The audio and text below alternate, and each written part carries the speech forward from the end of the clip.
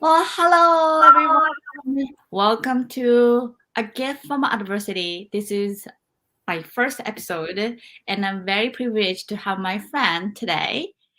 So, Deirdre Eldridge, can you pronounce your name? Maybe I'm saying it wrong. No, Deirdre. Perfect, Jury. Deirdre. So, Deirdre and I met through Starbucks back in the days when we were working in Boston, and we kind of kept in touch on Facebook, but we didn't never reconnected until today. And I'm very grateful to have her as my first guest. Now, I have published a book called A Gift from Adversity, and it is available on Amazon.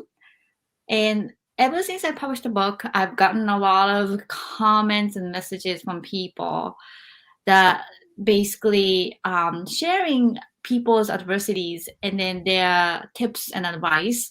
And I decided that this is a good platform to share with other people. So this is my first attempt, and then my New Year's resolution of 2020 that I'm very, very excited to have her as my first guest. And then she has a very, very significant story, adversity to share with us. So let's get started. So, Deirdre, can you please share your adversity?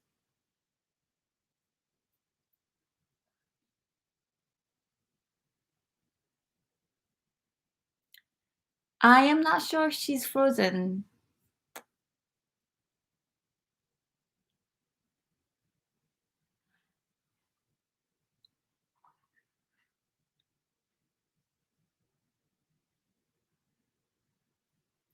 Hello.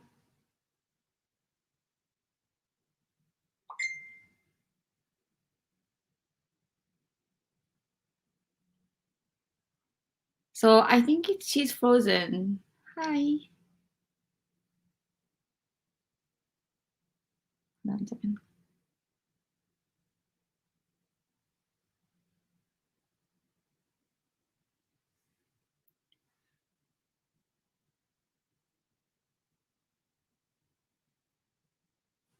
So I'm chatting with her right now on Facebook chat and see if she can come back on. Okay. So she is actually having another computer. So hold on 1 second, everyone.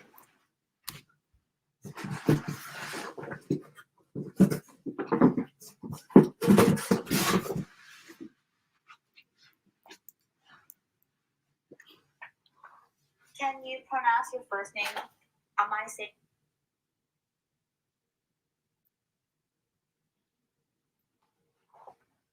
So this is YouTube Live. So if you have any comment, I don't know if you can chat, but please type here on the comment.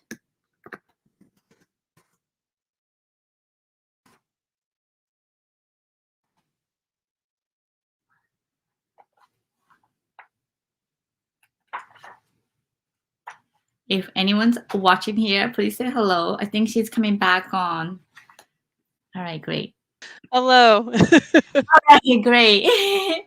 I'm so happy that you got back on. Me too, Jury. Thank you. I'm so sorry about that. No problem. So let's actually get started one more time from the top so that I can use maybe the recording. I can cut it. So anyways, so welcome everyone. This is my first episode of A Gift from Adversity. I published my book called A Gift from Adversity. This is my book. And in 2020, and I've gotten a lot of comments and then messages from all over the world sharing people's adversity and how they overcame. So I got this idea that I wanted to start New Year resolution 2022 that I posted on Facebook page, and then Deirdre kindly reached out to me that she is willing to share her story. So let's get started without further ado. So can you please share your adversity? What happened? Absolutely. So in 1993, I was attending a middle school in Acushnet, Massachusetts. And we had a gunman enter our school building. He had taken the life of our school nurse and was attempting to take the students hostage. Thankfully, I had a principal, Mr. John Tavares, who was able to tackle this gentleman and end this situation before any more loss of life or any more undue harm. I was quite young when this happened. I think I was about 12. And I kind of pushed past it a little bit and like kind of stuffed it away. I was a child, I was very young. And I kind of put it in a place where even a lot of my friends, my family, I don't even like talk about this with them. I don't go into depth with it. And years later, I found myself in Boston working at Brigham Women's in a medical facility as a medical assistant. Um, and Sandy Hook had occurred, and I kind of felt these new feelings bubbling to the surface, things that I hadn't experienced before. And I kind of started to feel that pain of what I had been through as a child and what I never really had addressed. And then, unfortunately, in 2015, gun violence would enter my life again. This time in a clinic, I was working as a advanced care coordinator, and I'd been in the clinic for just a little under a year when this incident occurred. It happened very quickly, very rapidly. What sounded like giant sounds, like, as if you had pushed like a giant file cabinet or something over, screaming and calamity. And I remember I'm just sitting at my desk and I heard one of my coworkers come and she yelled very loudly because she couldn't really gather my attention and said, "Active shooter," as loud as she could. And I had taken a voluntary training right after the Boston Marathon to learn how to protect myself in the event of an active shooter. And there's three things they teach you, and these are the things that stay with me for a long time. And those are the three options they give you, which are run, hide, and fight. And my instinct took over, and I began to run and grab as many people who were willing to run with me. And not knowing, was there more violence? Were there more gunmen? What was really happening? And it was very cold outside. It was actually almost a year to the day, January 20th. And so I took these people and we hid in a bathroom together, me and several mothers. I wasn't actually a mom yet at the time. And we hid there and we had to wait in darkness for help to come. We had to wait for police or people to identify themselves. And there was this moment of fear where we actually got this reverse 911 call that came through. And my brother was listening to the news and they could talk about these women crying in this restroom, waiting, to figure out what was going on. And it's still very much a blur as to how I exited that restroom, the things that I did in those moments when the police identified themselves. I just remember kind of bursting into the room and wanting to escape and get out of there. And I think the sadder part too is that I suddenly had these memories of everything that had happened to me when I was young. And I knew that when we left the building after everything was over and we were determined that the gunman had ended his life, that we now needed to face this wall of media. We needed to face these cameras and we needed to face all of these people that are going to now be, in my feeling, exhibiting our pain to the world. And I really remember just feeling this instinct to protect the people around me and say, if you don't want to be on camera, hide your face. And in one of the pictures on the Boston Globe, I'm actually holding one of the women that was in the restroom with me in that situation. And it moved quickly. The police interviewed us and we had a big giant meeting in a staff room. And then we went back to work and things just kind of were like for the couple weeks honoring the doctor who lost his life. And then it kind of stopped talking about it and people just didn't say anything anymore and didn't know how to ask us about it or interact with us about it. And I didn't know, should I share this with other people? Like, how should I talk about this? And how can I like just carry on, or do I just stuff it down like I did before and pretend that this is part of life? And I did that for many years until I moved to New York. And when I moved to New York, um, I came to an area where guns are a little bit more free. People have them around a little bit more. And I kind of started to regress to this place where, now I'm in a country environment. So I think about the first shooting, and now I'm in this other environment. I'm constantly thinking about it, and it's taking over a lot of my waking life. And I started to become very afraid as to what that was going to do because I would find myself exploding on others, like getting an easy temper, being this high level anxiety for so much of the time. And I knew that I needed to do something to stop it. When the pandemic came, I had this time with my doctor, and she said, "How are you doing?" And I said, "I really don't think I'm well. I think that I've gone to this point where I can't manage this anymore." And I have a dear friend, Dr. Jordan Perzik. He's a professional psychologist, a dear friend of mine who, had in the years between where I wasn't seeking therapy, was giving me good advice on how to kind of protect myself um, from these thoughts and how to kind of connect with myself and realize that these events weren't normal. These weren't something that I should accept. These weren't things that you should have to relive through active shooter training. And when I entered into therapy, one of the main goals this past year was to how to avoid that training again. So I didn't go back to that place. And I didn't go back to that place of fear where I, would worry if someone knocked at my door, like I wouldn't go to sleep unless everything was locked, and how I could get to a place where I felt safe with myself and I felt like this couldn't happen to me again.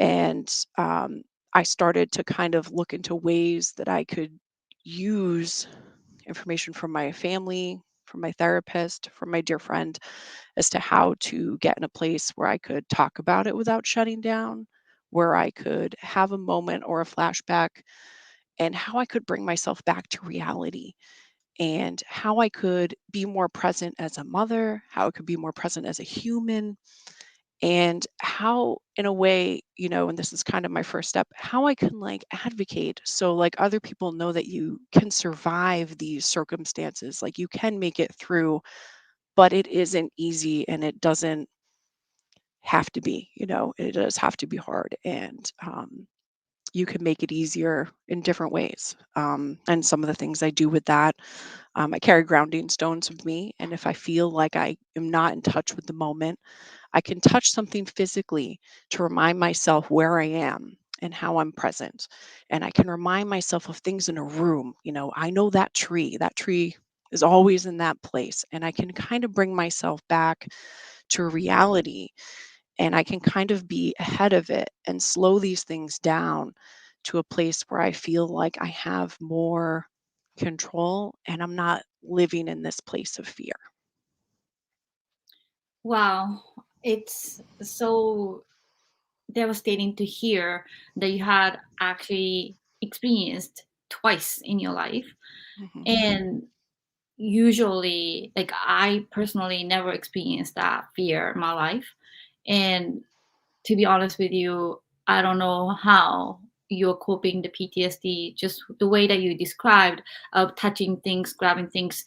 Do you know DBT, Uh, electric behavioral therapy? uh, no, go ahead. So it's called DBT. I've tried that before. So I'm a survivor of child sex abuse, and then I have this PTSD and flashbacks where I can't even know like where I am, or like just Hmm. get really panic attack. So Yeah. DBT is one of the method that I used, just to say, look at the candle, say your name and date, like where you are. Hmm. So those grounding techniques that I was told by the therapist also. And Yes. EMDR, eye movement resensitized deep processing. EMDR is something that I've done a couple of times. So is there any method that the therapist, technique wise, I know you mentioned about like maybe grabbing things, and there's something that's existed that you can share with other people when people are maybe having this extreme panic attack or PTSD reaction? Absolutely. I use like a stone that I touch that is smooth, it is soft, it's heavy. I can feel its weight in my pocket. And it's something that I can just grab as like a quick reassurance that like I'm in the present, and it's not big, it's about this size. And I keep that piece with me. Other times too, if those things aren't working, I will do like a vasovagal breathing, where you're taking in this breath and you're letting it out so long and you're bringing your heart rate down. And I've found that I can stimulate that with breathing. And I can also stimulate that, as my therapist described, the feeling of when you're diving underwater, when you have that cold, like ocean in your face and you feel that going down your spine. I will find ways to stimulate that for myself, whether it's putting an ice pack on my face, running my hands under very cold water, even splashing my face when it's something more extreme and I feel like I really need to get back quickly and I need to do it fast and the breathing isn't working or the stone isn't working. I have these other things that I can fall back on quickly that kind of help me get in that more centered place or that more grounded place. And a big thing I do too is I'm very cautious now about anniversaries and I'm very cautious about my media consumption and how triggering those things can be. And I try to be ahead of a lot of that coming at me. I try to really be mindful of where my stress level is because I feel like when you get to this certain height of it, of your stress level, all these other bad things start coming back in with it. And I really try to push that away the best that I can so I can feel like I'm a little more ahead of the things that, make me afraid. Yeah, thank you so much for being brave and then sharing with our audience today. And this is really the reason why I wanted to start a gift from adversity, because my story is really surviving the child sex abuse and then bullying and domestic violence and homelessness.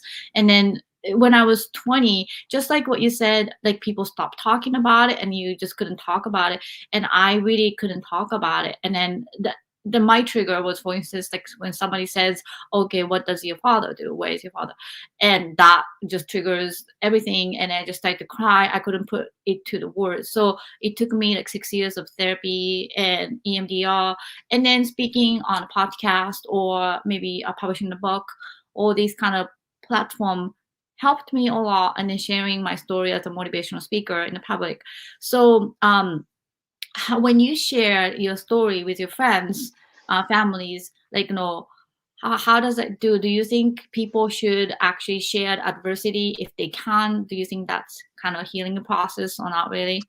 It depends. Some people I'll share it with, and I can immediately sense that they're very uncomfortable, or they don't know how to talk to me, or they don't know how to address it, or they don't know how to bring it up. And I've kind of found that maybe I'm not meant to share it with that specific person. Maybe I'm meant to share it in this kind of situation, or maybe there's people I know I can share this information with. And yeah, a lot of people they're not receptive to it, or they're surprised by it, or they're surprised that I still work in healthcare, um, or they just don't know how to like talk to you. And I think that can, in a way, make you feel a little bit worse sometimes. And that's why I was so moved by your post because I feel like a lot of people just we don't talk about it and sometimes when people haven't been through something so traumatic you feel like you can't connect and there's no room for you to share so you can continue to heal and help others heal too. Yeah, that's so good point. And I just want to bring up two of my close friends. One is David McKinley, who lost his father by 9/11, and then every he was 80 years old when his father got killed at World Trade Center, and then he's adult now living in Japan. But um, every 9/11, obviously, it's really, really hard for him. And the media coverage, obviously, is really hard for him. So I can completely, like, kind of connect your story and his story. And then anniversary is really hard for him. He just shuts off everything. And I think everybody has different takes on these anniversaries and, Hmm. how to cope.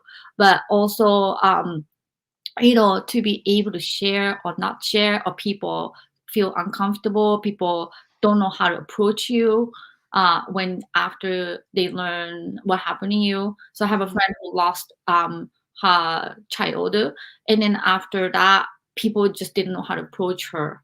So she kind of lost her friends when she Yeah. needed fans. And then I think that is why I felt compelled to do this platform. Not only like sharing your story, but for other people to, feel okay to share their adversity and then be able to connect and then just learn from each other.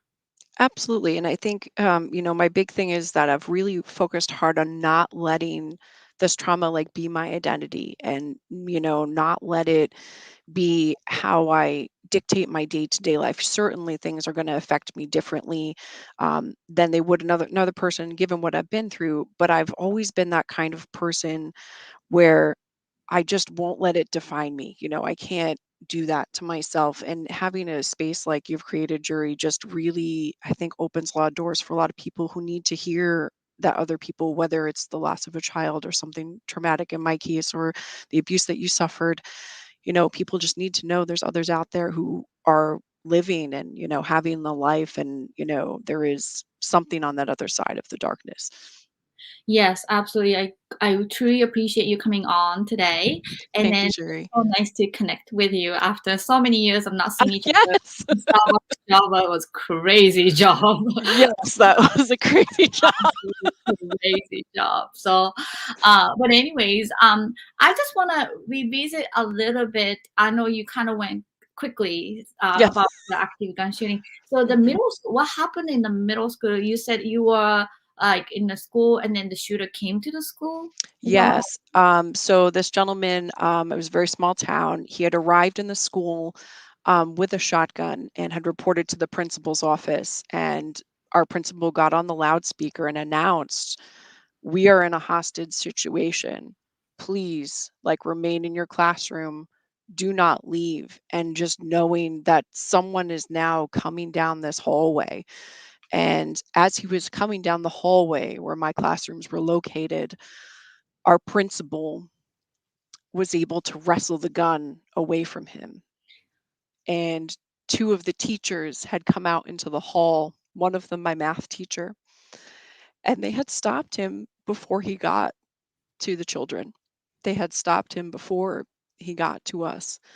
And I think the horrible thing about that is that when it keeps happening in school, I'm like, is it ever like going to stop? And even going back to it now, I'm just, you have these what ifs. Like, it's like when someone dies, like you try to bargain, like, well, what if this happened? What if this happened?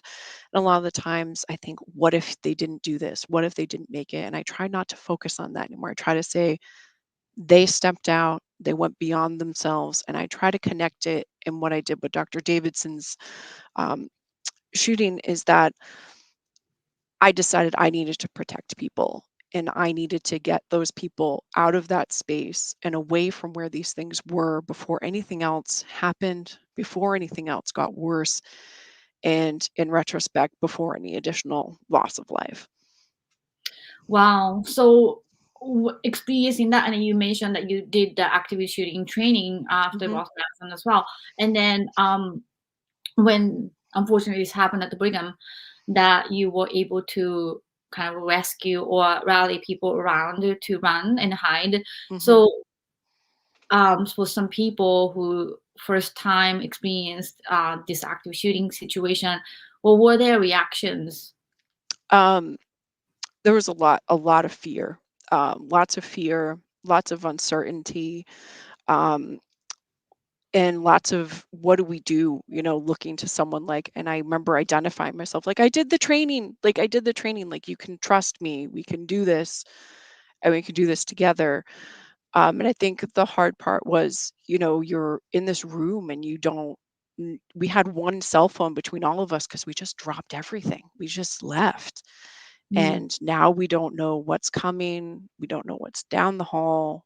Even when the police came to get us and tell us it was safe, we didn't know. We couldn't hear them. All we could hear was this heavy thudding and this fear that just really took over. And, in a way, when we were out, there was a sense of relief. But a lot of people the next day when we were talking in a big group about what had happened said, "How are you so comfortable with this? Like, how can you talk about this?" And I said, "I've lived it before. And I didn't think I would have to be in this space, and I didn't think I would have to be sharing this in life again."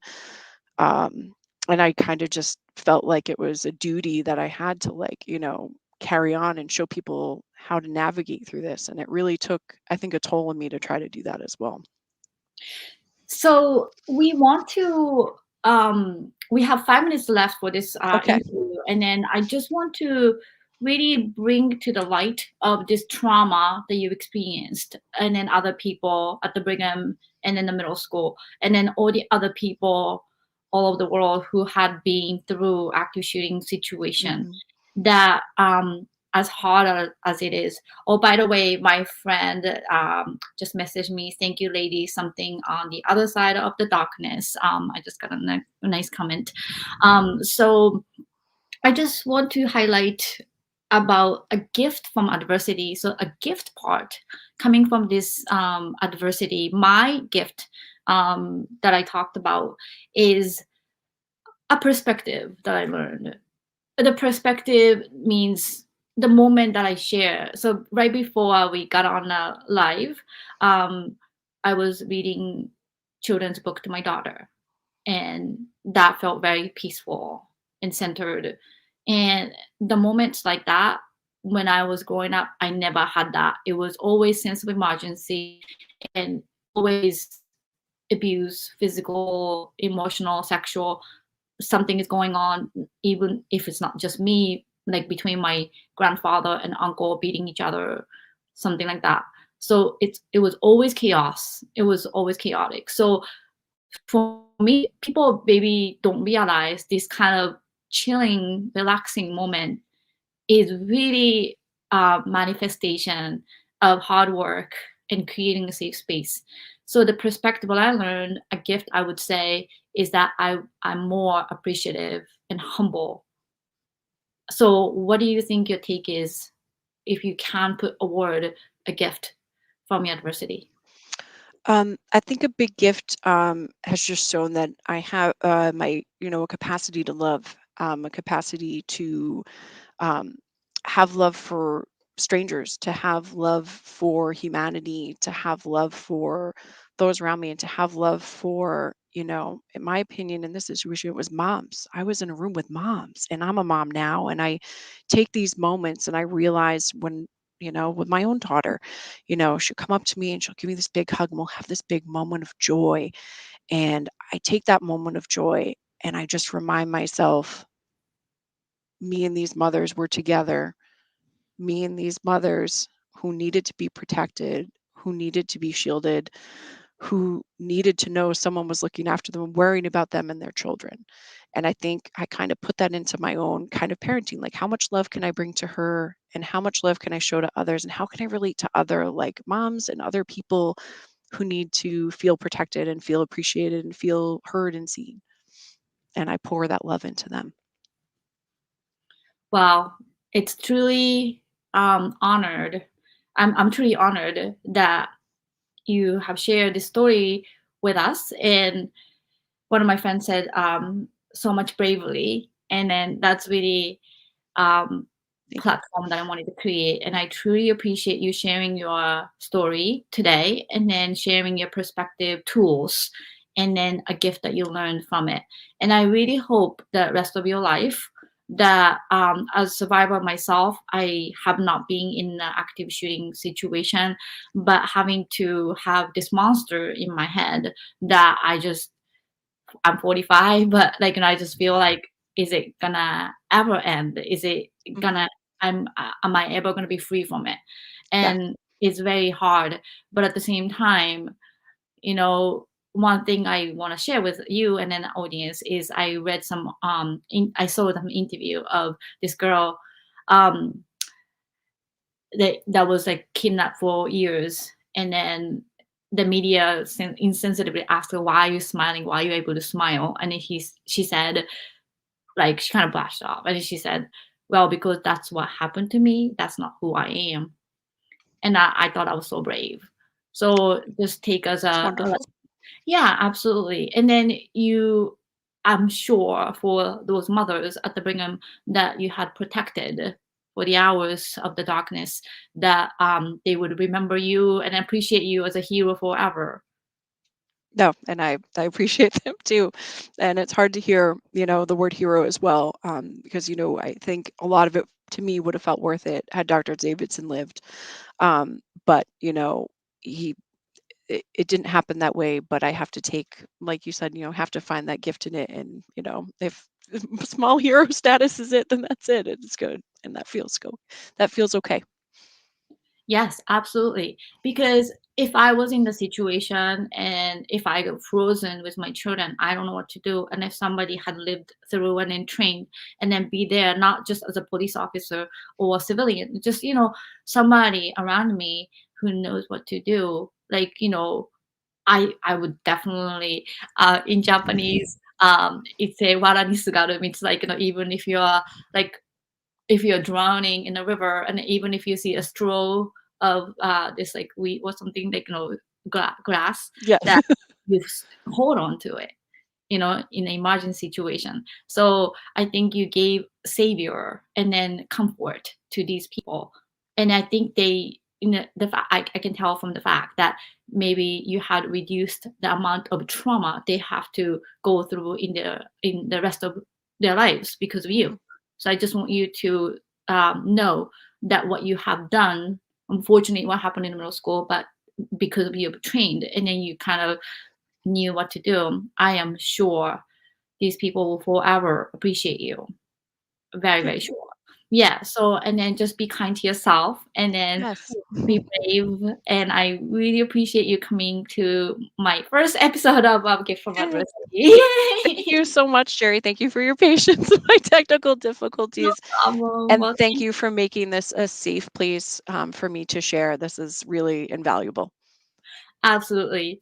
Well, thank you everyone for tuning in. And then my next episode is Thursday. We have Harvey Mack coming in, and he has a podcasting down in Florida. I was interviewed by him before, and he is a multiple suicidal attempt survivor, and he shares Black men's mental health on his podcast. So when you are free Thursday night, 9:30 p.m., please join us again. Thank you so much. Thank you, Jerry.